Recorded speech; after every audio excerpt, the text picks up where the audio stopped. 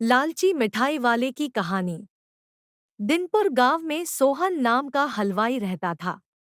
वह खूब बढ़िया और स्वादिष्ट मिठाइयाँ बनाने के लिए जाना जाता था। इसी वजह से उसकी दुकान पूरे गांव में मशहूर थी।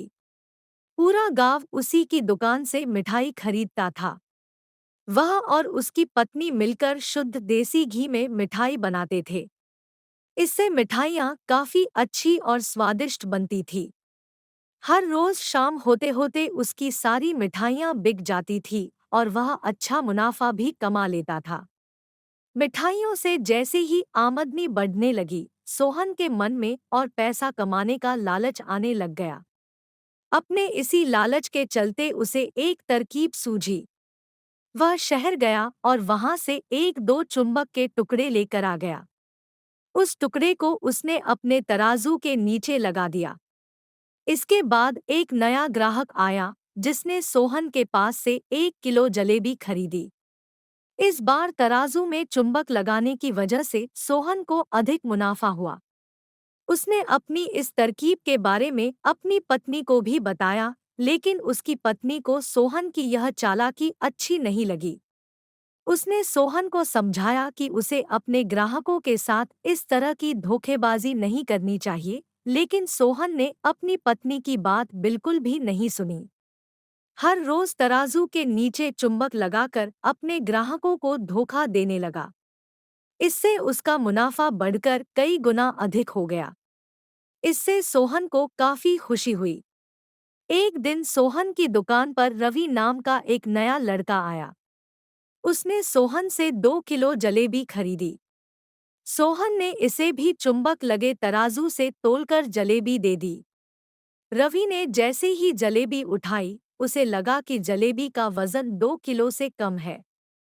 उसने अपना शक दूर करने के लिए सोहन से दोबारा से जलेबी को तोलने के लिए कहा।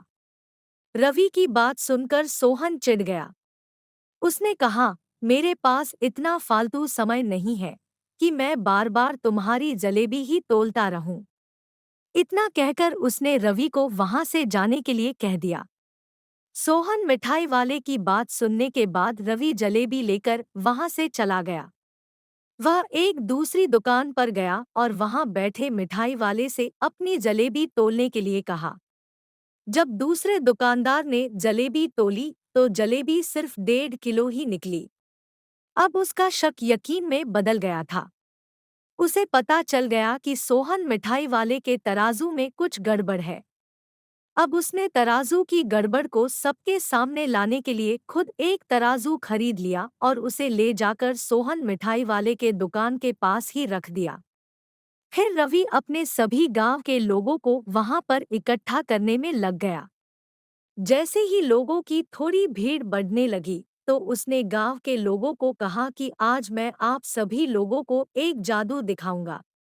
यह जादू देखने के लिए बस आप लोगों को सोहन मिठाई वाले से खरीदा गया सामान एक बार इस तराजू में तोलना होगा। तब आप लोग देखेंगे कि कैसे सोहन मिठाई वाले के तराजू में तोली गई मिठाइयाँ इस दूसरे तराजू में अपने आप ही कम हो जाती है। कुछ देर बाद एक दो लोग मिठाई लेकर रवि के पास पहुंचे, तो उसने ऐसा करके भी दिखाया। इसके बाद सोहन के दुकान से जिसने भी मिठाई खरीदी थी, सभी ने रवि के तराजू में तोलकर देखा, तो सबकी मिठाइयाँ 250 ग्राम से लेकर आधा किलो तक कम निकली। यह सब देखकर लोगों को काफी हैरानी हुई। अपनी दुकान के पास ही यह सब होता देख सोहन मिठाई वाला रवि से झगड़ा करने लगा। उसने लोगों को बताया कि रवि यह सब नाटक कर रहा है। अपनी बात को सही साबित करने के लिए रवि सीधे सोहन मिठाई वाले का तराजू लेकर आया और तराजू में लगा चुंबक निकालकर सबको दिखाने लगा। यह देखकर गांव वालों को बहुत गुस्सा आया। सबने मिलकर उस लालची मिठाई वाले को खूब मारा। अब उस लालची मिठाई वाले को अपने लालच और उसके कारण की गई गलत हरकतों पर पछतावा हो रहा था। उसने अपने गांव के सभी लोगों से माफी मांगी और वादा भी किया कि भविष्य में वे ऐसी कोई भी जालसाजी नहीं करेगा।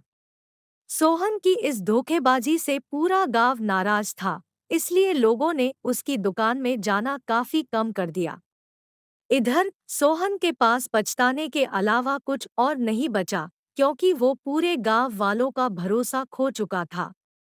सीख: कभी भी लालच नहीं करना चाहिए। हमेशा ईमानदारी के साथ अपना काम करने से ही इंसान का नाम होता है। लालच के चलते भले ही कुछ समय के लिए अच्छा फायदा हो, लेकिन इससे इज्जत और आत्मसम्मान दोनों कम हो जाते हैं। उम्मीद है आपको कहानी पसंद आई होगी। अगर कहानी पसंद आई तो लाइक और शेयर करें और ऐसी इंटरेस्टिंग कहानियाँ सुनने के लिए चैनल को सब्सक्राइब करें।